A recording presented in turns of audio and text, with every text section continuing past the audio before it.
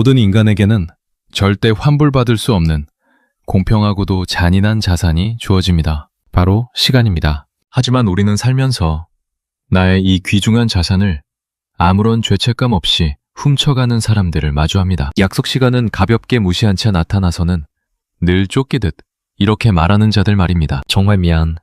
내가 요즘 너무 바빠서 정신이 없네.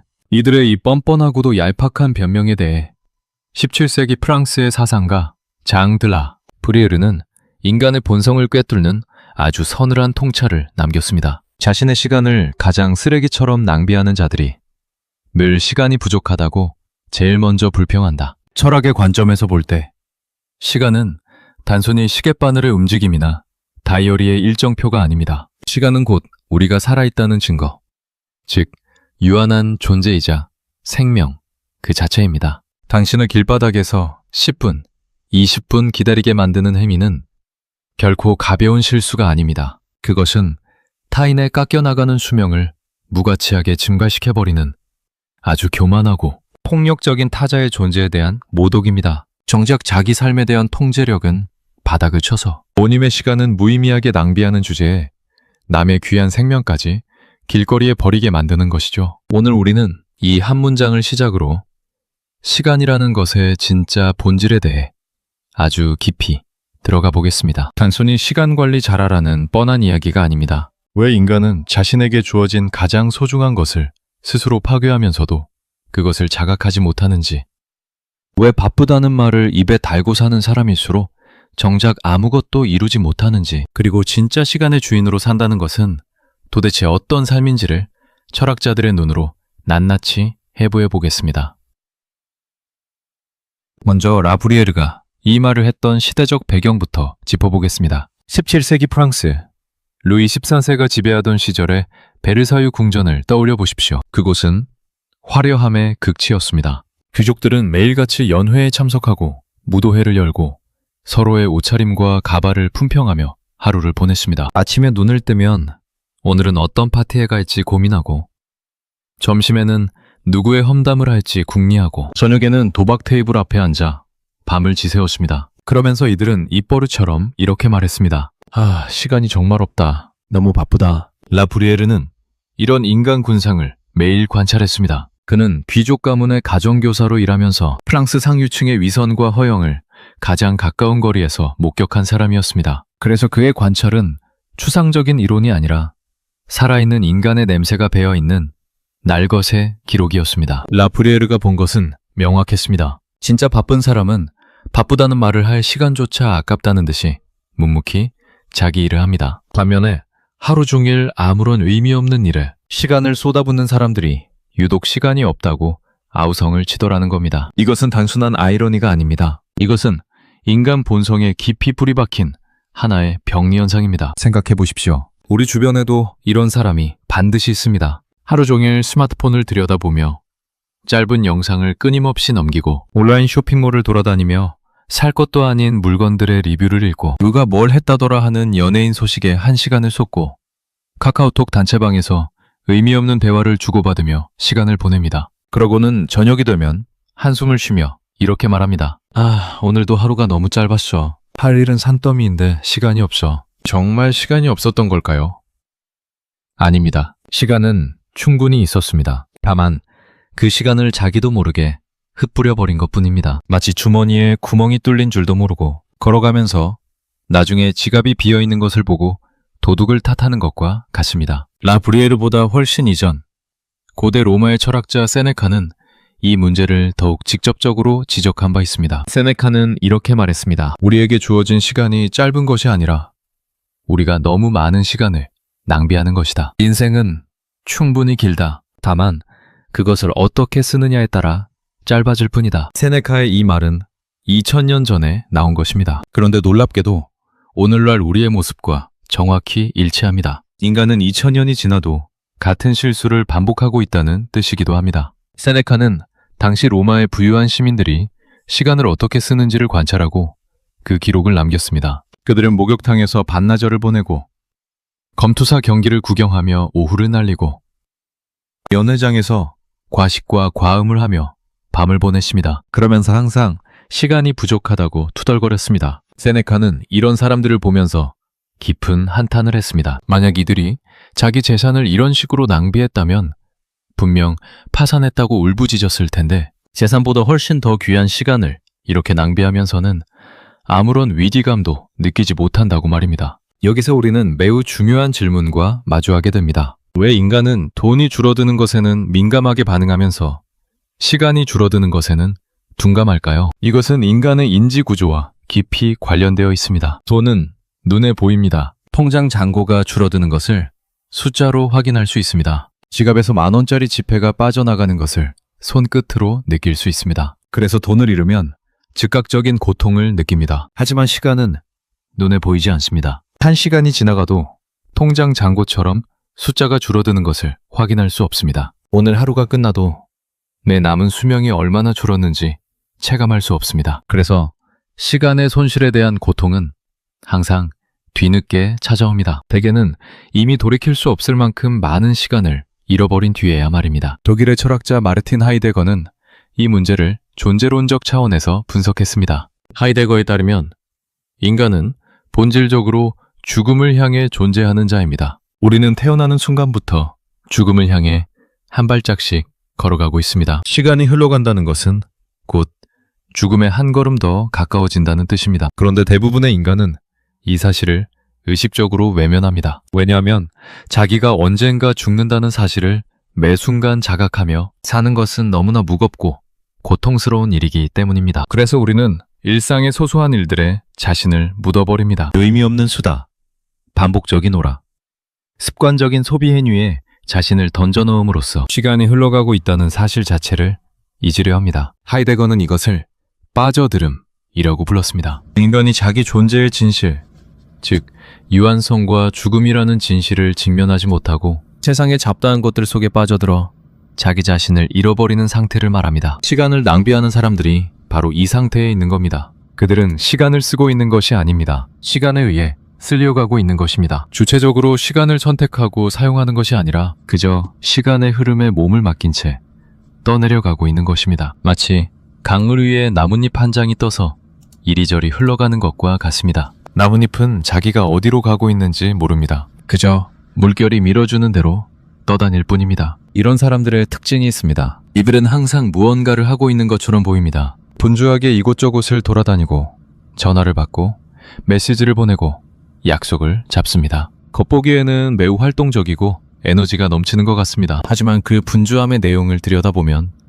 거기에는 아무런 방향성이 없습니다. 그저 눈앞에 닥치는 것에 반응하고 누군가가 부르면 달려가고 재미있어 보이는 것에 끌려가는 것의 연속일 뿐입니다. 이것은 분주함이지 충실함이 아닙니다. 움직임이지 전진이 아닙니다. 프랑스의 수학자이자 철학자인 블레즈 파스칼은 이러한 인간의 행패를 기분 전환이라는 개념으로 설명했습니다. 파스칼에 따르면 인간은 가만히 혼자 방 안에 앉아 있는 것을 견디지 못합니다. 고요한 가운데 홀로 자기 자신과 마주하는 순간 인간은 자신의 공허함과 무의미함 그리고 죽음이라는 최종적 운명을 직면하게 됩니다. 이것이 너무나 두렵기 때문에 인간은 끊임없이 바깥으로 달아납니다. 놀이를 찾고 사교를 찾고 소음을 찾습니다. 파스칼은 이것이야말로 인류의 모든 불행의 원인이라고 보았습니다. 인간이 고요 속에서 자기 자신과 마주할 수 없기 때문에 끊임없이 불필요한 활동을 만들어내고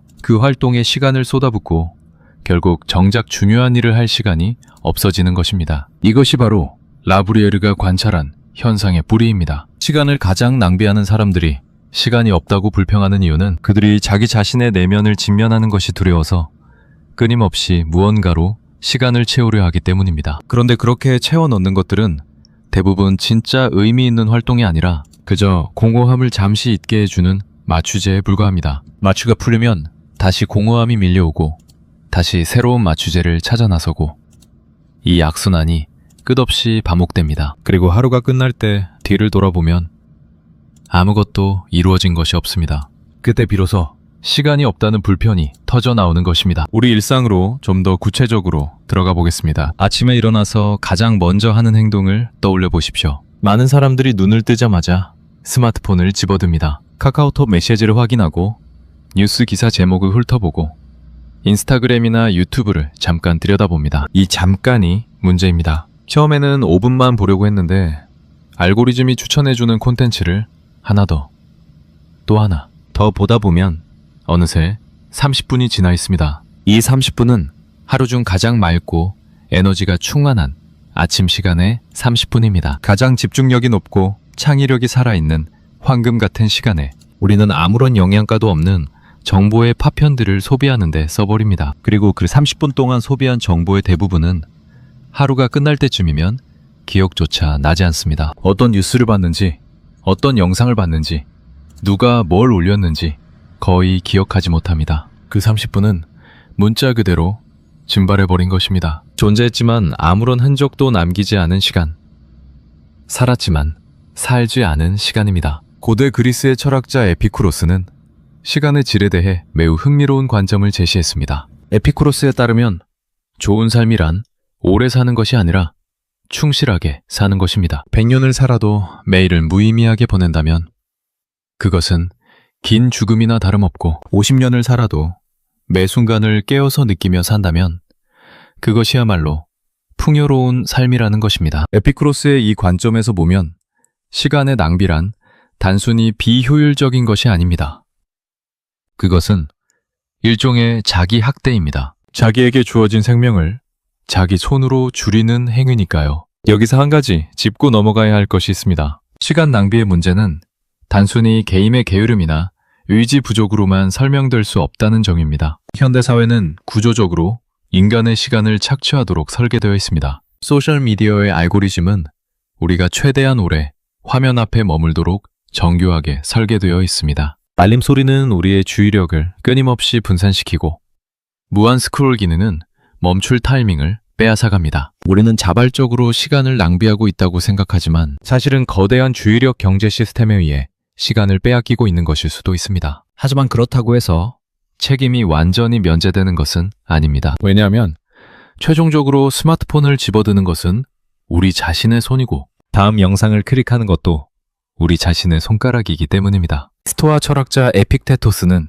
이렇게 말했습니다. 우리가 통제할 수 있는 것과 통제할 수 없는 것을 구분하라고요. 세상의 구조나 다른 사람의 행동은 우리가 통제할 수 없습니다. 하지만 그에 비한 우리 자신의 반응과 선택은 우리가 통제할 수 있습니다. 알고리즘이 아무리 교묘해도 스마트폰의 전원 버튼을 누르는 것은 결국 우리의 선택입니다. 그 선택을 하느냐 하지 않느냐가 시간의 주인으로 사느냐, 시간의 노예로 사느냐를 가르는 경계선입니다. 이제 시간을 낭비하는 사람들의 또 다른 전형적인 패턴에 대해 이야기해 보겠습니다. 바로 미루기의 습관입니다. 해야 할 일이 있습니다. 중요한 일이라는 것을 알고 있습니다. 하지만 지금 당장은 하고 싶지 않습니다. 그래서 매일 하자, 혹은 주말에 몰아서 하자 라고 자기 자신에게 말합니다. 그 매일은 또 다른 내일로 미뤄지고 그 주말에는 또 다른 핑계가 생깁니다. 이렇게 미루고 미루다 보면 마감이 코앞에 다가오고 그제야 허둥지둥 급하게 처리합니다. 당연히 결과물의 질은 떨어지고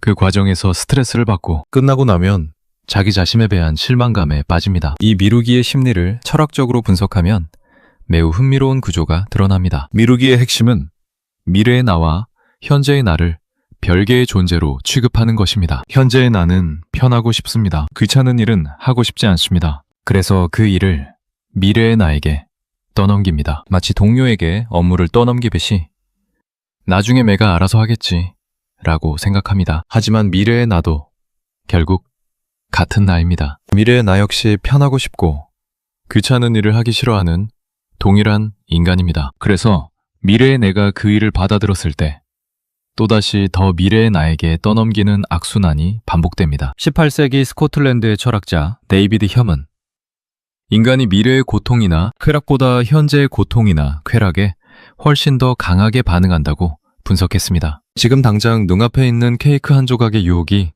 한 달 뒤에 건강해질 자기 모습보다 훨씬 더 강력하게 느껴집니다. 마찬가지로 지금 당장 소파에 누워서 영상을 보는 편안함이 한 달 뒤에 프로젝트를 성공적으로 끝낸 자기 모습보다 훨씬 더 강력하게 느껴지는 것입니다. 이것은 인간의 본능적인 인지 편향입니다. 하지만 이 본능에 끌려다니면 우리의 시간은 영원히 현재의 쾌락을 위해 소진되고 미래에는 아무것도 남지 않게 됩니다. 독일의 철학자 프리드리히 니체는 이 문제에 대해 전혀 다른 각도에서 접근했습니다. 니체는 인간에게 영원 회귀라는 사고 실험을 제안했습니다. 만약 당신이 지금 살고 있는 이 삶을 한치의 변화도 없이 영원히 반복해서 살아야 한다면 어떻겠느냐는 질문입니다. 오늘 소파에 누워서 무의미하게 보낸 이 하루를 영원히 반복해서 살아야 한다면요. 오늘 약속 시간에 늦어서 친구를 30분 기다리게 만든 이 하루를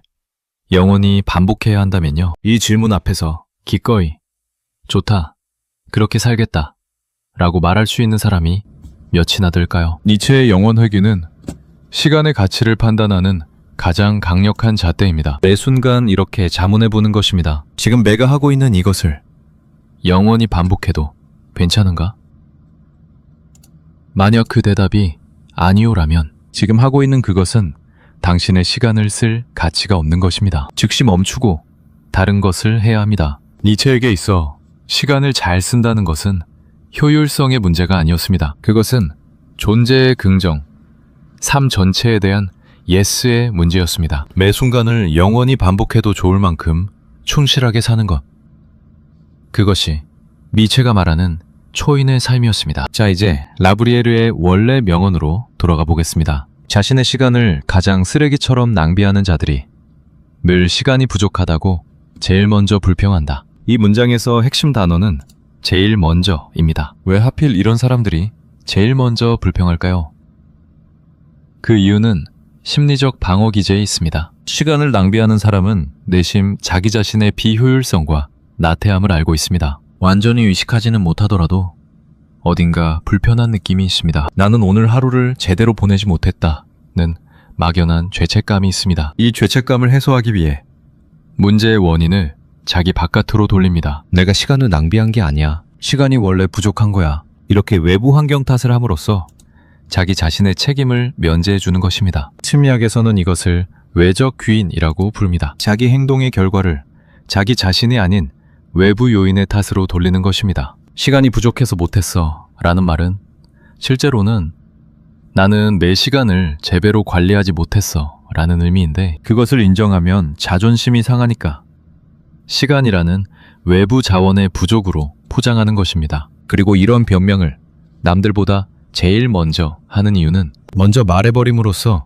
선수를 치려는 심리가 있기 때문입니다. 누군가가 너 왜 그것도 못했어? 라고 지적하기 전에 먼저 시간이 없었어 라고 말해버리면 상대방이 더 이상 추궁하기 어려워집니다. 바쁘다는 핑계는 만능 방패와 같습니다. 누구나 바쁘다는 말에는 일단 고개를 끄덕여 주니까요. 하지만 이 방패 뒤에 숨어있는 진실은 냉혹합니다. 시간이 없다고 말하는 사람의 90% 이상은 실제로 시간이 없는 것이 아니라 시간의 우선순위를 잘못 설정하고 있는 것입니다. 우리는 하루에 24시간을 가지고 있습니다. 수면 시간 7시간을 빼면 17시간입니다. 출퇴근과 식사 등 필수적인 활동에 5시간을 빼도 12시간이 남습니다. 이 12시간이면 상당히 많은 것을 할 수 있습니다. 그런데 이 12시간 중에서 실제로 의미 있는 활동에 쓰는 시간이 얼마나 됩니까? 솔직하게 계산해보면 많은 사람들이 깜짝 놀랄 것입니다. 의미 있는 활동에 쓰는 시간은 기껏해야 34시간이고 나머지 89시간은 어딘가로 새어나가고 있습니다. 그렇다면 진짜로 시간을 잘 쓰는 사람들은 어떻게 다를까요? 고대 로마의 황제이자 스토아 철학자였던 마르쿠스 아우렐리우스를 보겠습니다. 그는 로마 제국 전체를 통치하는 황제였습니다. 그의 바쁨은 우리가 상상할 수 있는 수준을 넘어섭니다. 전쟁을 지휘하고 외교 문제를 처리하고 법을 제정하고 수많은 사람들의 청원을 듣고 판단해야 했습니다. 그런데도 그는 매일 밤 조용히 앉아서 자기 성찰의 글을 썼습니다. 그것이 바로 우리가 오늘날 명상록이라고 부르는 책입니다. 로마 황제가 매일 밤 자기 성찰을 할 시간을 만들어냈는데 우리가 시간이 없다고 말하는 것이 과연 정당한 불평일까요? 아우렐리우스가 시간을 만들어낼 수 있었던 비결은 간단합니다. 그는 불필요한 것에 시간을 쓰지 않았습니다. 그의 명상록을 읽어보면 그가 얼마나 철저하게 불필요한 활동을 경계했는지를 알 수 있습니다. 그는 이렇게 적었습니다. 아침에 일어나기 싫을 때 이렇게 생각하라. 나는 인간으로서의 일을 하기 위해 일어나는 것이다. 여기서 인간으로서의 일이란 자기에게 주어진 역할과 의무를 다하는 것을 말합니다. 그것에 집중하고 나머지는 과감히 잘라내는 것. 그것이 시간의 주인이 되는 길이라고 아우렐리우스는 보았습니다. 이것은 현대적 용어로 본질주의라고 부를 수 있습니다. 모든 것을 다 하려고 하면 아무것도 제대로 할 수 없습니다. 정말 중요한 소수의 일에만 시간을 집중하고 나머지는 용기를 내어 거절하거나 포기하는 것입니다. 시간을 낭비하는 사람들의 공통점은 모든 것에 yes라고 말한다는 것입니다. 누가 만나자고 하면 만나고, 누가 뭘 하자고 하면 하고, 재미있어 보이는 것이 있으면 일단 달려갑니다. 이렇게 모든 것에 yes를 남발하면 정작 자기 인생에서 가장 중요한 것에 쓸 시간이 사라집니다. 여기서 우리는 라 브리에르의 통찰과 다시 만나게 됩니다. 시간을 낭비하는 사람들이 시간이 부족하다고 불평하는 진짜 이유는 그들이 자기 삶에서 무엇이 중요한지를 모르기 때문입니다. 삶의 우선순위가 정해져 있지 않으니 다치는 대로 이것저것을 하고 결과적으로 정작 해야 할 일을 하지 못하는 것입니다. 반면에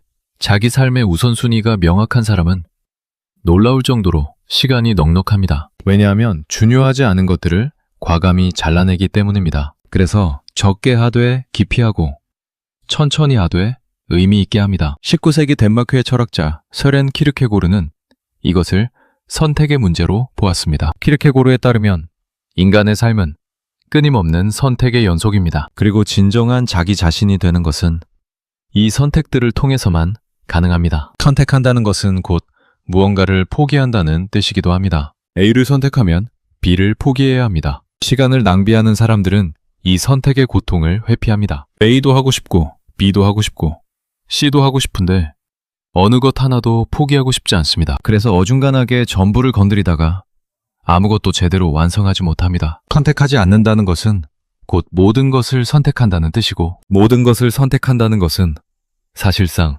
아무것도 선택하지 않는 것과 같습니다. 키르케고르는 이런 상태를 심미적 단계라고 불렀습니다. 순간의 쾌락과 자극만을 쫓아 이리저리 떠도는 삶의 단계입니다. 이 단계에 머무르는 사람은 시간의 흐름을 통제하지 못합니다. 시간이 자기를 이끄는 대로 끌려다닐 뿐입니다. 키르케고르에 따르면 이 단계에서 벗어나려면 결단이 필요합니다. 나는 이것을 위해 살겠다는 한 가지 확고한 결단을 내리는 것, 그리고 그 결단에 따라 시간의 방향을 정하는 것.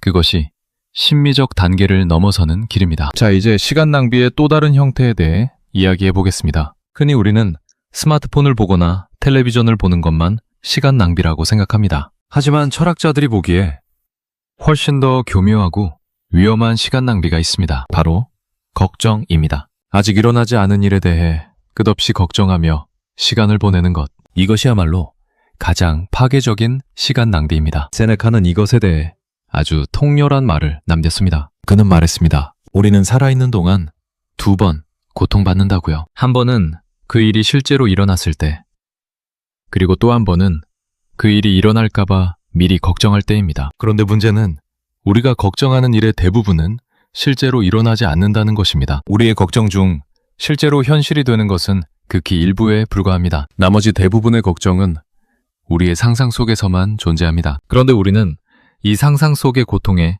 실제 시간을 투자합니다. 일어나지도 않은 일 때문에 밤잠을 설치고 식사를 제대로 못하고 하루 종일 마음이 무겁습니다. 이것은 존재하지 않는 적과 싸우느라 실제의 삶을 놓치는 것과 같습니다. 걱정이 빼앗아가는 시간의 양을 한번 계산해 보십시오. 하루에 1시간씩만 불필요한 걱정에 시간을 쓴다고 해도 한 달이면 30시간, 1년이면 365시간, 즉 15일 이상입니다. 10년이면 반년에 가까운 시간을 오직 걱정만 하며 보내는 셈입니다. 그리고 그 걱정의 대부분은 실현되지 않습니다. 실현되지 않을 일에 반년의 시간을 쓰는 것. 이것보다 비효율적인 시간 사용이 어디 있겠습니까? 중국의 도가, 철학자 장자는 이 문제에 대한 매우 근본적인 해결책을 제시합니다. 장자의 가르침의 핵심은 자연스러움입니다. 물이 높은 곳에서 낮은 곳으로 흐르듯이, 바람이 불 때 나무가 흔들리듯이 인생도 자연의 흐름에 맡기라는 것입니다. 걱정이란 자연의 흐름을 거스르려는 데서 옵니다. 통제할 수 없는 것을 통제하려 하고 예측할 수 없는 것을 예측하려 할 때 걱정이 생기는 것입니다. 왕자는 이것을 내려놓으라고 합니다. 올 것은 오고 갈 것은 갑니다. 그 흐름을 받아들이고 지금 이 순간에 온전히 존재하라는 것입니다. 장자의 이 가르침은 불교의 마음 챙김과도 깊이 통합니다. 불교에서 말하는 지금 이 순간에 깨어 있음이란 바로 과거에 대한 후회와 미래에 대한 걱정으로부터 자유로워져서 오직 현재라는 시간 속에 완전히 존재하는 것을 의미합니다. 과거는 이미 지나갔으므로 바꿀 수 없고 미래는 아직 오지 않았으므로 알 수 없습니다. 우리가 실제로 살 수 있는 유일한 시간은 지금뿐입니다. 그런데 우리는 이 지금을 과거의 후회나 미래의 걱정에 내어줌으로써 실제로 살 수 있는 유일한 시간마저 잃어버리는 우를 범합니다. 이제 시간을 빼앗는 사람들, 즉 타임의 시간을 함부로 소비하는 사람들에 대한 이야기로 넘어가겠습니다. 인트로에서 언급했듯이 약속 시간에 늦는 사람들의 문제입니다. 약속 시간에 습관적으로 늦는 사람은 자기도 의식하지 못하는 사이에 매우 강력한 메시지를 보내고 있습니다. 내 시간은 너의 시간보다 더 중요하다. 이것이 약속에 늦는 행위의 숨겨진 의미입니다. 생각해 보십시오. 내가 30분 늦으면 상대방은 30분을 기다립니다. 그 30분 동안 상대방은 아무것도 할 수 없습니다. 카페에 앉아서 핸드폰을 만지작거리며 불안한 마음으로 이 사람이 올까 안 올까 생각하며 점점 기분이 나빠지며 기다립니다. 이것은 단순히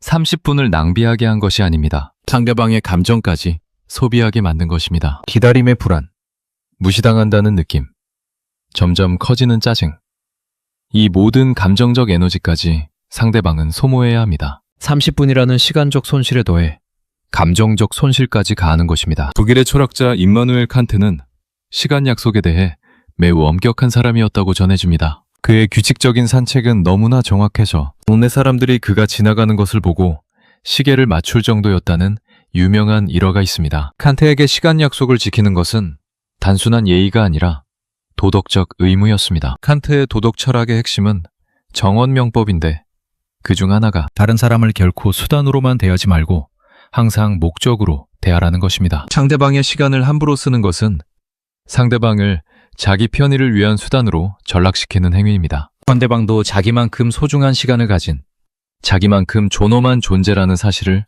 무시하는 행위입니다. 이것은 더 넓게 보면 관계에서의 시간 착취라는 문제로 확장됩니다. 약속에 늦는 것만이 아닙니다. 무의미한 잡담으로 남의 시간을 끊임없이 갈아먹는 사람, 자기 문제를 해결하기 위해 타임의 시간을 일방적으로 소비하는 사람, 결정을 미루면서 관련된 다른 사람들의 시간까지 함께 정체시키는 사람.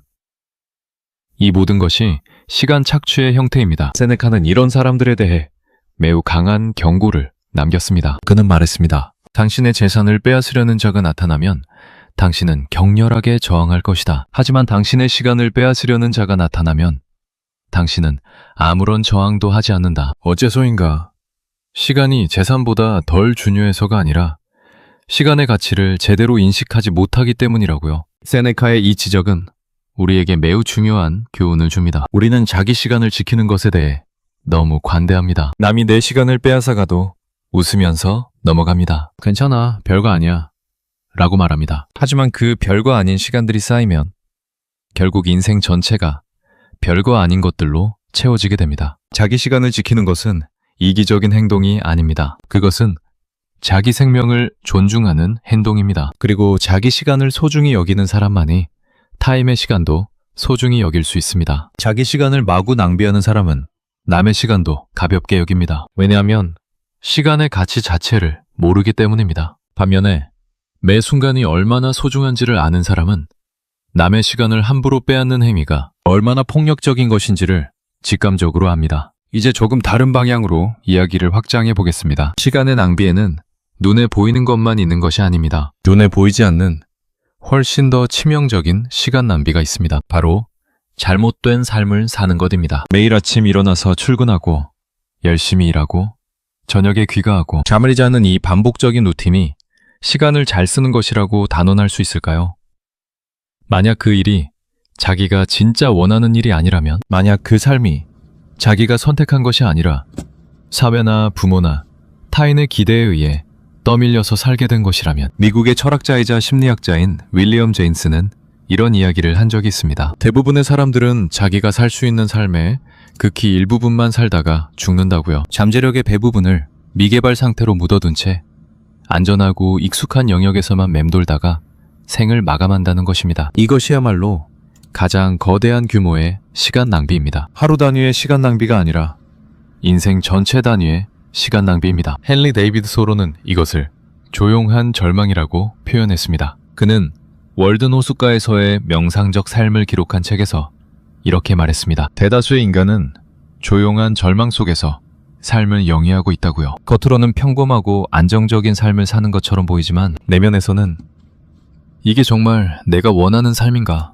라는 의문이 끊임없이 솟아오릅니다. 하지만 그 의문을 직면할 용기가 없어서 그냥 관성대로 살아가는 것입니다. 매일 같은 시간에 일어나고 같은 길로 출근하고 같은 일을 반복하고 같은 시간에 잠드는 이 루틴이 안정감을 주기 때문에 거기서 벗어나는 것이 두려운 것입니다. 소로는 이런 삶에서 벗어나기 위해 실제로 숲속으로 들어갔습니다. 그는 월든 호수 옆에 작은 오두막을 짓고 2년 2개월을 살았습니다. 그가 숲으로 간 이유를 그 자신의 말로 풀어보면 이렇습니다. 삶을 의도적으로 살아보기 위해서, 삶의 본질적인 사실들만을 마주하기 위해서, 그리고 죽음의 순간에 와서야 자기가 제대로 살지 못했다는 것을 깨닫는 일이 없도록 하기 위해서였습니다. 소로의 이 결단은 극단적으로 보일 수 있지만 그 핵심 메시지는 매우 보편적입니다. 우리는 자기 삶을 의도적으로 살고 있는가? 아니면 그냥 관성에 의해 끌려가고 있는가? 이 질문에 대한 답이 후자라면 우리는 아무리 열심히 살아도 시간을 낭비하고 있는 것입니다. 아르투어 쇼펜하워도 이 문제에 대해 깊이 사유했습니다. 쇼펜하워에 따르면 인간은 욕망의 노예입니다. 하나의 욕망이 충족되면 잠시 만족하지만 곧 또 다른 욕망이 고개를 듭니다. 이 끝없는 욕망의 순환 속에서 인간은 결코 진정한 만족에 이르지 못합니다. 그래서 대부분의 인간은 욕망을 충족시키기 위해 바쁘게 뛰어다니지만 그 바쁨의 끝에는 항상 공허함이 기다리고 있습니다. 쇼펜하워의 이 관점에서 보면 시간 낭비의 근본 원인은 욕망의 방향이 잘못 설정되어 있기 때문입니다. 진짜 중요한 것이 무엇인지를 모르니 중요하지 않은 욕망들을 쫓아 시간을 허비하는 것입니다. 쇼펜하워는 이 악순환에서 벗어나는 방법 중 하나로 예술과 철학적 관조를 제시했습니다. 예술 작품에 깊이 몰입할 때, 좋은 책을 읽으며 깊은 사색에 잠길 때,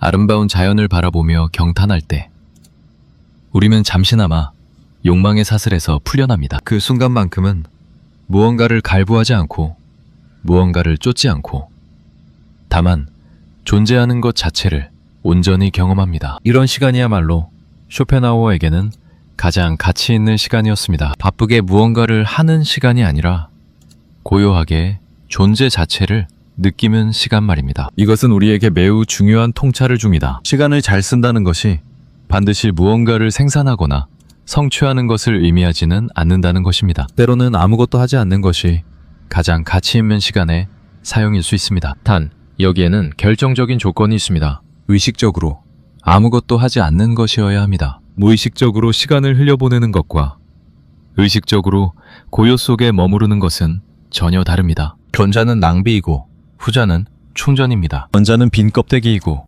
후자는 충만함입니다. 동양 철학에서는 이것을 오래전부터 강조해왔습니다. 노자의 도덕경에는 무의라는 개념이 등장합니다. 무의란 아무것도 하지 않는 것이 아니라 억지로 하지 않는 것, 자연의 흐름에 거스르지 않는 것을 의미합니다. 물이 아래로 흐르듯이, 계절이 바뀌듯이 삶의 자연스러운 흐름을 존중하고 거기에 자신을 맡기는 것입니다. 이것은 게으름과는 정반대입니다. 게으름은 해야 할 일을 회피하는 것이지만 무의는 하지 않아도 될 일을 내려놓는 것입니다. 현대인의 바쁨 속에서 이 무의의 지혜는 더욱 빛을 발합니다. 우리는 끊임없이 무언가를 해야 한다는 강박 속에서 살고 있습니다. 잠시라도 가만히 있으면 불안해집니다. 뭐라도 하고 있어야 안심이 듭니다. 이 강박이 오히려 우리의 시간을 낭비하게 만드는 역설적 상황이 벌어집니다. 뭐라도 하고 있어야 한다는 불안감 때문에 별로 중요하지 않은 일도 일단 시작하고 봅니다. 이메일 확인, 책상 정리,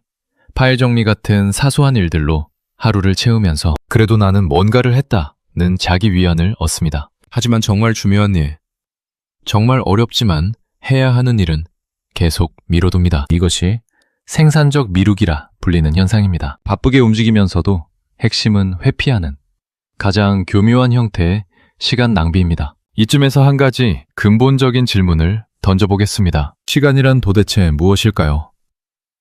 시간이 정확히 무엇인지를 알아야 왜 시간의 낭비가 그토록 치명적인 것인지를 온전히 이해할 수 있습니다. 고대 철학자 아우구스티누스는 이 질문에 대해 매우 유명한 고백을 남겼습니다. 시간이 무엇인지 아무도 내게 묻지 않으면 나는 알고 있다. 그런데 누군가 나에게 물으면 나는 모른다. 시간은 우리가 매 순간 경험하면서도 정확히 정의할 수 없는 그런 신비한 존재입니다. 아우구스티누스는 시간을 세 가지 차원으로 나누어 생각했습니다. 과거, 현재, 미래입니다. 하지만 그는 흥미로운 지적을 합니다. 과거는 이미 지나갔으므로 존재하지 않고 미래는 아직 오지 않았으므로 존재하지 않는다고요. 그렇다면 존재하는 것은 오직 현재뿐입니다. 그런데 현재라는 것도 가만히 생각해보면 매우 기묘합니다. 현재는 순간 지나가 버리기 때문입니다. 지금이라고 말하는 순간 그 지금은 이미 과거가 됩니다. 그래서 아우구스티누스는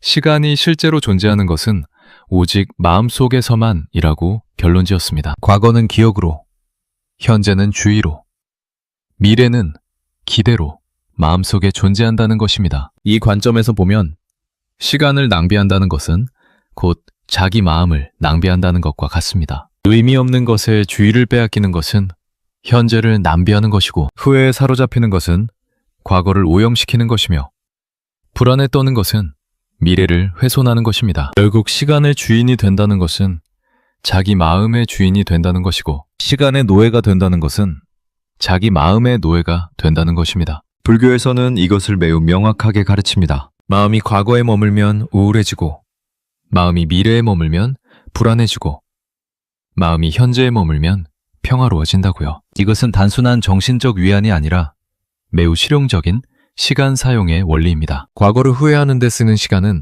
현재를 위해 아무런 도움이 되지 않습니다. 미래를 걱정하는 데 쓰는 시간도 현재를 위해 아무런 도움이 되지 않습니다. 오직 현재에 집중할 때만 우리는 시간을 진정으로 살고 있는 것입니다. 이제 이 글의 마지막 부분으로 향하면서 시간에 대한 가장 본질적인 진실을 마주하겠습니다. 그것은 바로 시간의 유한성입니다. 우리 모두는 언젠가 죽습니다. 이것은 인류 역사상 단 한 번도 예외가 없었던 절대적 진실입니다. 부자도 가난한 자도, 권력자도 무력한 자도, 현자도 어리석은 자도 모두 예외 없이 죽습니다. 그리고 죽은 뒤에는 시간이 의미를 잃습니다. 죽은 자에게는 1초도 100년도 차이가 없습니다. 이 사실을 직면했을 때 시간의 낭비가 얼마나 심각한 문제인지가 비로소 분명해집니다. 우리에게 주어진 시간은 정해져 있습니다. 아무도 자기에게 정확히 얼마의 시간이 남아있는지 모릅니다. 내일 갑자기 끝날 수도 있고 30년 뒤에 끝날 수도 있습니다. 하지만 한 가지 확실한 것은 언젠가 반드시 끝난다는 것입니다. 이 유한한 시간을 어떻게 쓰느냐가 곧 어떻게 살았느냐를 결정합니다. 에픽테토스는 이것을 이렇게 비유했습니다. 인생은 연극과 같다고요. 우리는 연극의 배우입니다. 배역과 무대는 우리가 선택한 것이 아닙니다. 하지만 그 배역을 어떻게 연기하느냐는 우리의 몫입니다. 시간이라는 무대 위에서 우리에게 주어진 장면들을 어떻게 연기할 것인가? 대충 지나갈 것인가? 아니면 한 장면 한 장면에 최선을 다할 것인가? 그것이 결국 삶의 질을 결정합니다. 라브리에르의 명언을 다시 한번 되새겨봅시다. 자신의 시간을 가장 쓰레기처럼 낭비하는 자들이 늘 시간이 부족하다고 제일 먼저 불평한다. 이 문장은 단순히 시간 관리의 문제를 지적하는 것이 아닙니다. 이것은 인간의 실존적 모순을 꿰뚫는 문장입니다. 우리는 가장 소중한 것을 가장 함부로 대하면서 그것이 부족하다고 불평합니다. 건강한 사람이 건강을 함부로 하면서 건강이 부족하다고 투덜거리고 사랑받는 사람이 사랑을 함부로 하면서 사랑이 부족하다고 울부짖고 시간이 충분한 사람이 시간을 함부로 쓰면서 시간이 부족하다고 아우성치는 것. 이것이 인간이라는 존재의 비극적이고도 우스꽝스러운 자화상입니다. 하지만 이 비극은 반전이 가능합니다. 왜냐하면 시간은 아직 남아있기 때문입니다. 이 글을 읽고 있는 지금 이 순간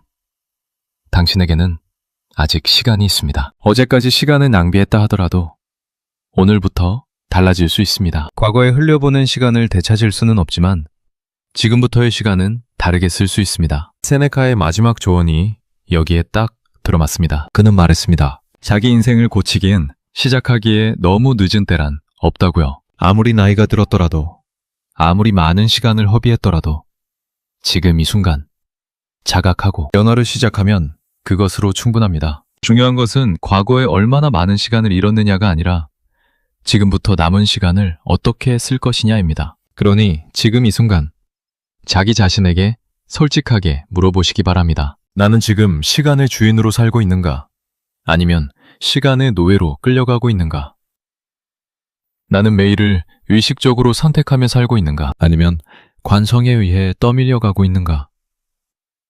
나는 정말로 시간이 부족한 것인가? 아니면 시간을 낭비하고 있으면서 그것을 인정하지 않고 있는 것인가? 이 질문들에 대한 정직한 답이 변화의 시작입니다. 라브리에르가 17세기에 꿰뚫어본 인간의 본성은 4세기가 지난 오늘날에도 여전히 유효합니다. 우리는 여전히 시간을 낭비하면서 시간이 부족하다고 불평합니다. 하지만 이 사실을 자각하는 것만으로도 우리는 이미 한 발짝 나아간 것입니다. 자각 없이는 변화도 없습니다. 그리고 변화의 첫 발걸음은 언제나 자기 자신을 정직하게 마주하는 것에서 시작됩니다. 당신의 시간은 당신의 생명입니다. 그것을 쓰레기처럼 낭비하지 마십시오. 그리고 당신의 시간을 함부로 소비하는 사람들에게 더 이상 관대하지 마십시오. 당신이 기다리는 그 10분, 20분은 당신의 수명에서 깎여나가는 것입니다. 그것을 돌려받을 방법은 이 세상 어디에도 없습니다. 라브리에르는 인간의 위선을 관찰한 사상가였습니다. 그가 본 것은 단순한 시간 관리의 실패가 아니라 인간이 자기 자신에게 가하는 가장 교묘한 기만이었습니다. 나는 바쁘다는 말 뒤에 숨어서 자기가 시간을 낭비하고 있다는 불편한 진실을 회피하는 인간의 모습 말입니다. 더 이상 바쁘다를 방패로 쓰지 마십시오. 더 이상 시간이 없다는 핑계 뒤에 숨지 마십시오. 당신이 바쁘다고 느끼는 이유가 정말로 할 일이 많아서인지 아니면 중요하지 않은 일로 스스로를 바쁘게 만들고 있는 것인지를 냉정하게 들여다보십시오. 진짜 시간의 주인은 바쁘지 않습니다. 그들은 고요합니다. 자기가 무엇을 해야 하는지를 알기에 불필요한 것에 시간을 쓰지 않습니다. 자기가 어디로 가고 있는지를 알기에 이리저리 헤매지 않습니다. 그래서 그들에게는 항상 시간이 있습니다. 일할 시간도 있고, 쉴 시간도 있고, 사랑하는 사람과 함께할 시간도 있고, 홀로 침묵 속에 머무를 시간도 있습니다. 이것이 시간의 주인으로 사는 삶의 모습입니다. 반면에 시간의 노예는 끊임없이 쫓깁니다. 무언가에 쫓기듯 뛰어다니면서도 어디로 가고 있는지 모릅니다. 하루가 끝나면 지쳐서 쓰러지지만 오늘 무엇을 이루었는지 말할 수 없습니다. 그리고 내일 아침 또 같은 질주를 시작합니다. 이것은 삶이 아니라 관성이며 존재가 아니라 생존입니다. 장드라 브리에르의 그 한마디가 수백 년이 지나도 여전히 우리의 가슴을 찌르는 이유는 그것이 우리 대부분의 자화상이기 때문입니다. 우리는 모두 어느 정도는 시간을 낭비하면서 시간이 부족하다고 느끼고 있습니다. 이 불편한 진실을 인정하는 것이 고통스럽습니다. 하지만 그 고통을 통과해야만 비로소 시간을 진짜로 살 수 있게 됩니다. 시간은 환불이 되지 않습니다. 한번 지나간 시간은 영원히 돌아오지 않습니다. 하지만 아직 오지 않은 시간은 당신의 것입니다. 그것을 어떻게 쓸지는 전적으로 당신의 선택입니다. 오늘 하루 딱 1시간만이라도 진짜로 살아보시기 바랍니다. 스마트폰을 내려놓고 걱정을 멈추고 바쁘다는 핑계를 내려놓고 지금 이 순간에 온전히 존재해 보시기 바랍니다. 그 1시간이 당신의 삶을 바꿀 수도 있습니다. 아니, 정확히 말하면 그 1시간이야말로 당신이 진짜로 산 시간일 것입니다. 여러분이 이 시간을 내어 끝까지 들어주셨다는 것 자체가 이미 시간의 가치를 아는 분들이라는 뜻입니다. 이 철학자들의 통찰이 여러분의 일상 속에 작은 파문이 되어 내일의 시간 사용에 한 줄기 변화를 가져다 주기를 바랍니다.